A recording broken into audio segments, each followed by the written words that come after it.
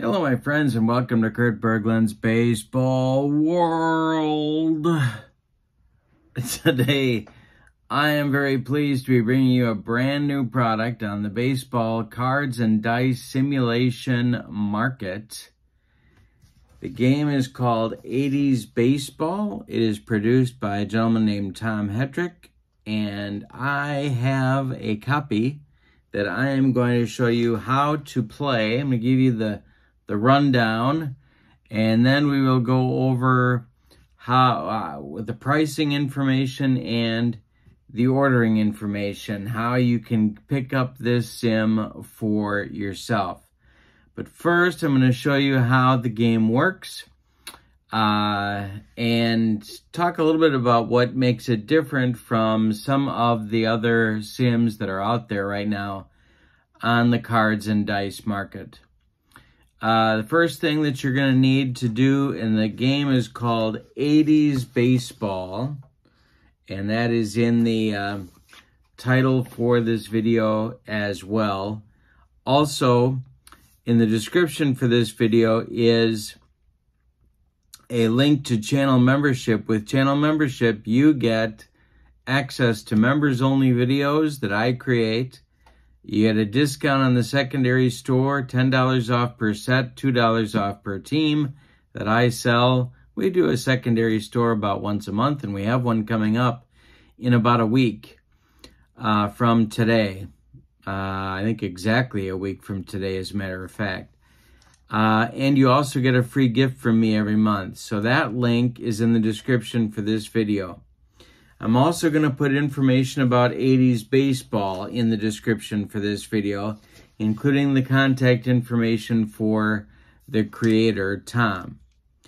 First thing you're going to need for 80s Baseball, well, you know what? Let's take a look and see what everything looks like. So let's go to the tabletop.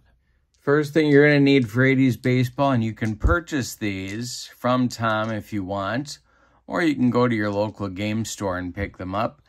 You're going to need 2 D10s. I like, for ease of play, I like to go with one of these dice that are in the tens digits. But you don't have to. And then I use a ones digit, and so when I roll, I get a 12, just like that. Or you can get yourself 2 just straight D10s with the numbers and give yourself a 14 if you want to do it that way. But you're going to need 2 D10 dice. When you print, and these come in PDF form, the instructions out for yourself, the instructions themselves go for, well, let's take a look. They go for, well, not counting the glossary, it's about 9 pages. Not too bad. 8 pages, 7.5 pages. Not too bad. And a lot of it is breaking down terms for the game. So pretty quick from reading this to getting a game started. We'll talk about that in just a minute. There are some charts. The charts look like this. This is probably the most important chart. I printed this out. You could leave it on your phone or on your tablet or iPad, whatever you got, laptop. But I printed this out so you can see what it looks like. This is probably the most used chart. It's the hit out batting chart. We'll talk about that in a minute. There is a base runner advancement chart. There is a situational play chart. Actually, there's a couple of them. One of them is customized for the Negro Leagues. The other 2 are just for regular game play. This one is sort of an error chart. And then we have your strategy stuff. Could be stealing, bunting, suicide squeeze, taking an extra base, and then sort of an exotic rainout chart. There is also a a rare play chart, or odd play chart as well. That's optional. All right, so here's what, and then this is what the team charts look like. So I have in front of you here the 1980s Chicago White Sox. You get the position of the player, their rating, and then how this breaks down. If the player gets an out, it's going to be a ground out from 1 to 54, a fly out from, in this case, Harold Baines. So if Harold Baines grounds out on a 1 to 54, it's a fly out from 55 to 86. It's a double play from 87 to 89, an error chance from 90 to 91, and then a strikeout from 92 to 98. If it's a hit chance or an on-base chance, then he would have a walk from 0 to 67. A walk would be here, 0. A single would be 1 to 67. A double would be 68 to 85. A triple would be 86 to 90. And then 91 to 100 is your home run. So you just go down and you get your result. You'll see how this works in a minute. These are your splits. So there are splits in the game. You can go with the rating for a basic version, or you can go with splits down this column.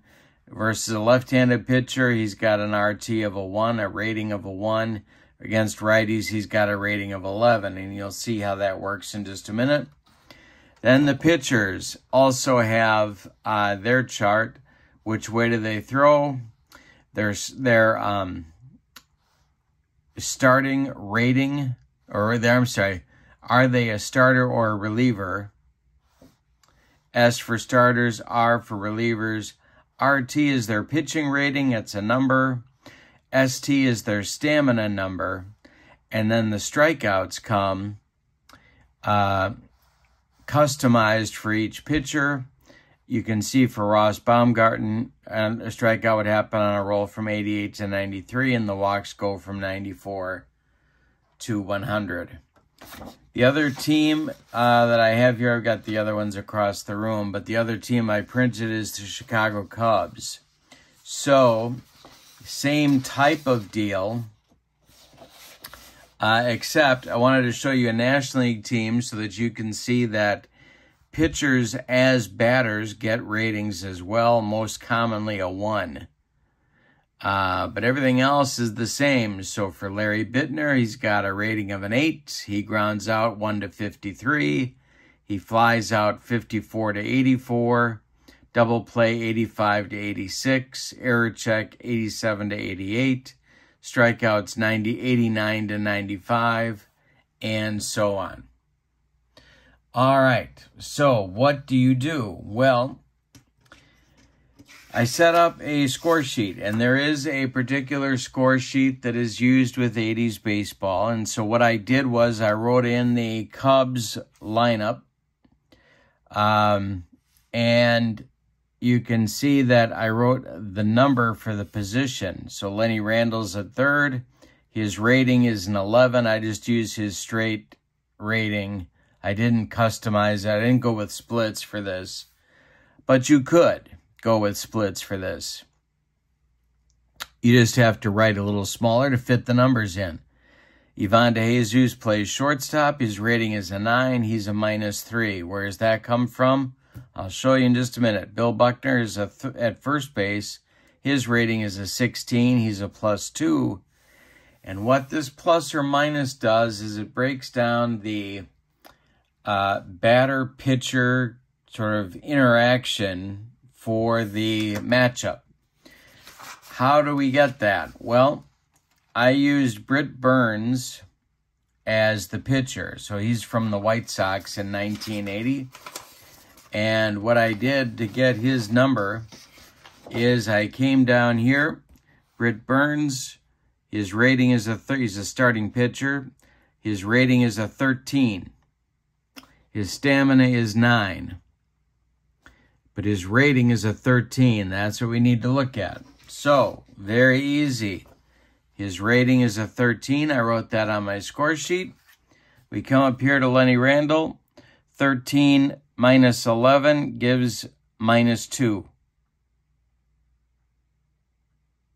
Okay. Ivan de Jesus, 13 minus 9. Oh, that should be a minus 4, shouldn't it? Except minus 3 is as low as you can go. Plus 2 is as high as you can go. So in this case, for Bill Buckner, he's a 16. Britt Burns is a 13. That means Buckner's a plus 3. But you can't be a plus 3. You can only be a minus 3 through a plus 2. If you're under that, you're elevated to a minus 3. If you're over that, you're dropped to a plus 2.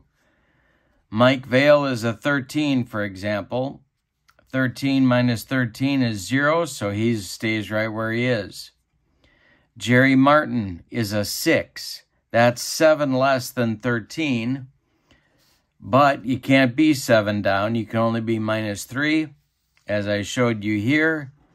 So he gets a minus 3. And then you just quickly go down and do that, and you're ready to start. So what does that look like? Well, let's get our matchup here with Lenny Randle. Let's suppose that Lenny Randle is coming to the plate against Britt Burns. All right. So Lenny Randle is an 11. So we come down the hit-out batting chart, and we find the 11 row. But we're not done yet. We have to index that with the minus 2. So the 11 come across here, and 1 to 22, he'll look on his hit rating. 23 to 49 will be an out rating. And then a 50 and above, it falls into the pitcher category. All right, so let's roll this and see what we get. Okay, it's an 05, 00 and a 5.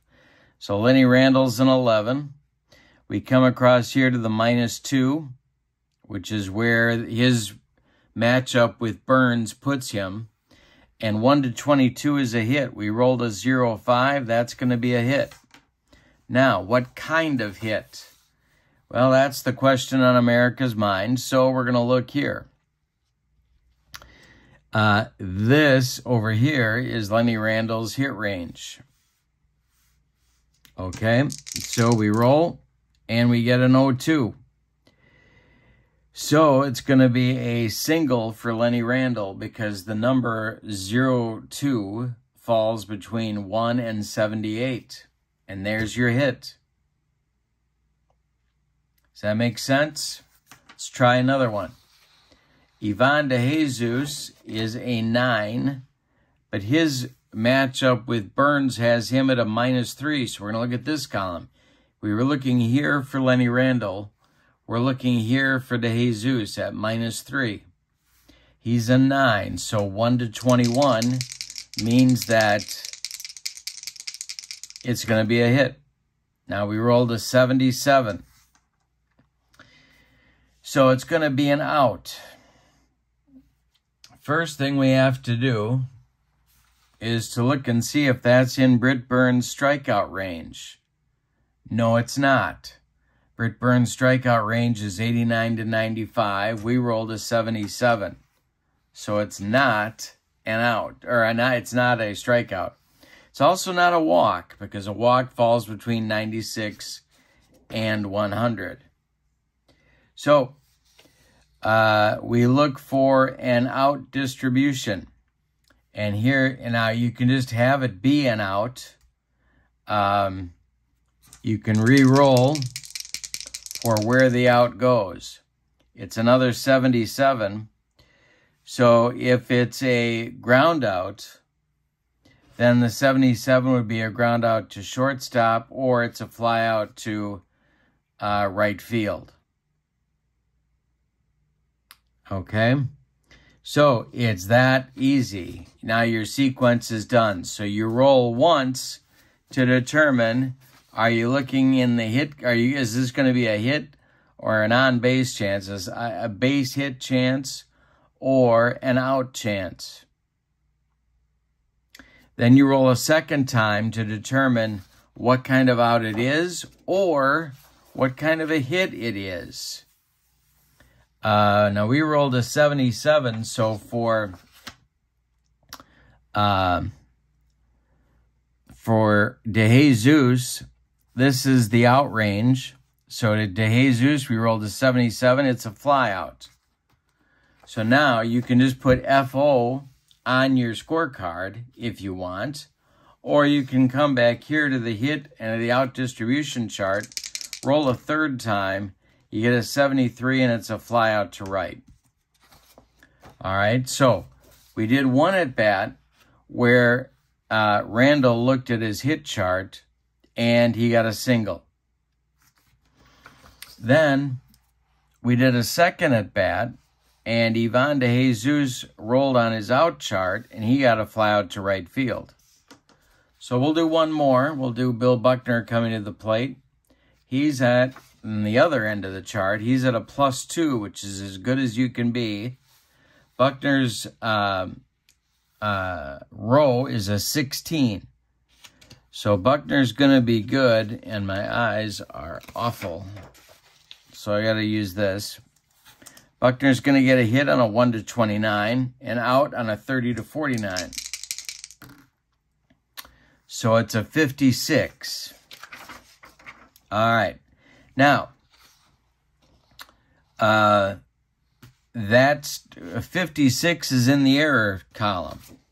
So we're going to re-roll and look at Buckner's error out result, which is a 23. So everything from a 1 to a 58 is a ground out. We rolled a 23. Bill Buckner grounds out 75. That's going to be a ground out to shortstop. Now that is going to turn into a possible double play. But that's how you generate the results. You roll one time to get a result from this chart that sends you to a hit chart, to a hit result on the right side of the team card, or an out result on the left side of the team card. And that's it. That's your result. Game plays smoothly. Most of your results happen in two rolls. One to determine hit or an out, and a second one to determine what kind it is. If you want to get a out distribution for your scoring and determine who made what play, you can do that. That would be your third roll for a result. Or if you wanted to add another set of D10s, you could cut down your rolls. If you did two D10s, two sets of 2 D10s or 4 D10s total, you could get those results in one shake of the dice. There are a bunch of advanced features here. So you have a manager option to go for extra bases. There's a chance to do pickoffs. There's a chance to do, if you want to do sacrifices and suicide squeezes, you can do the hit and run. You can do battery miscues and injuries. And this is if you roll a 50 or 51 at the beginning of the sequence, you can check for a pitcher's stuff before a start. If you want to do that, you can build that into what you're doing. There's a strange occurrences chart. There's an optional pitcher rest requirement chart. And of course, there's the rainout chart that I mentioned before. The score sheet for 80s baseball looks like this. I like it because it's simple and it lets me sort of decide where the information is going to go.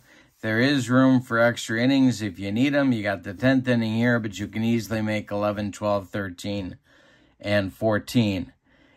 When I use splits, when I play 80s baseball, I put the players' split numbers in the margin, and that just makes my life easier.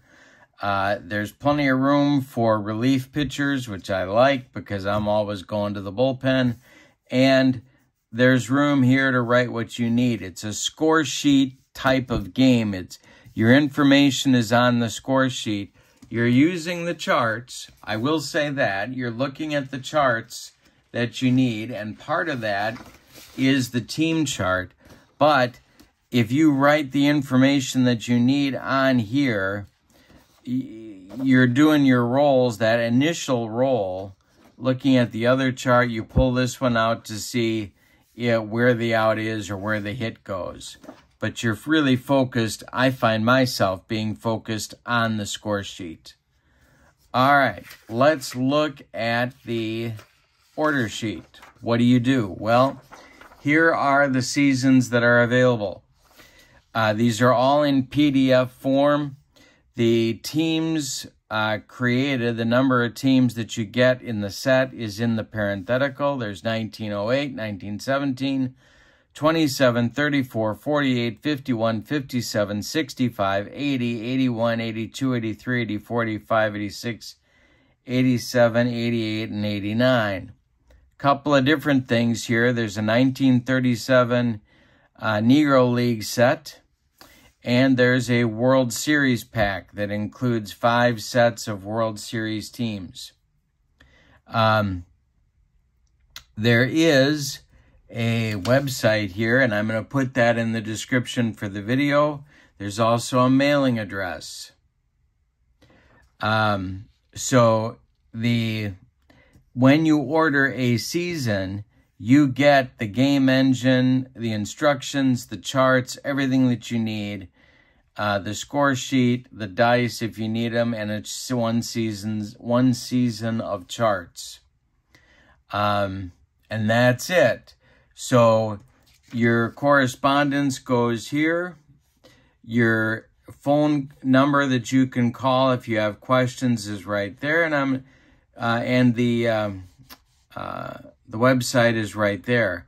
Now, I'm going to put this information in the description for the video, so you have the contact information in the description for the video right below my information on channel membership. All right. So, with really, there's about 6 charts, but really 2 that you use with any frequency. That's really a very minimal chart type of game. So that's something that a lot of folks are looking for. If you like this idea of the one page with your roster on it, and certainly would make substitutions easy. The sim does have splits, and it's got just about every player that played in that season for each team, or it might have all of them. I have not confirmed that, but I believe this is everybody for the 80 White Sox. The game is called 80s Baseball. There's a whole lot of information for you in the description for this video. I hope you'll check it out. And that's where we are. A brand new sim on the market, 80s Baseball. And comments, questions below. Have a wonderful evening. So long, everybody.